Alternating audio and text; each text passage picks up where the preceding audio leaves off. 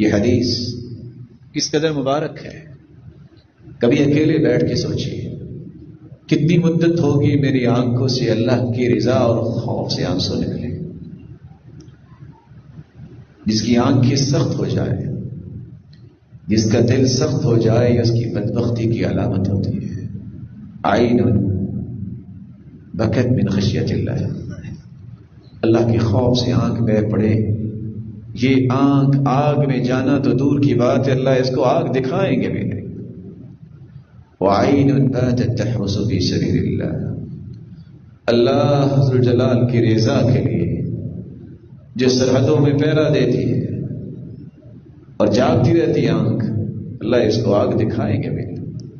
وعین غضت عن محارم اللہ، جو اللہ کی حرام کردہ چیزوں سے آنکھ رک جاتی ہے دیکھنے سے، اللہ تعالیٰ اس کو بھی آگ دکھائیں گے.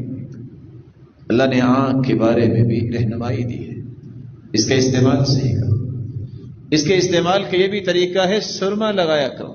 علیکم بالاسمت فإنه یجل البصر وینبت الشعر.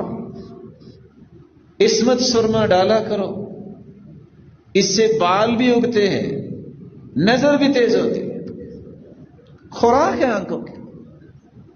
رسول اللہ صلی اللہ علیہ وسلم کیسے سرما لگاتے ہیں؟ آج جب پوچھا جائے کہ سرما کیسے لگانا چاہیے، کہتے ہیں 3 سلائیاں ڈال لیں.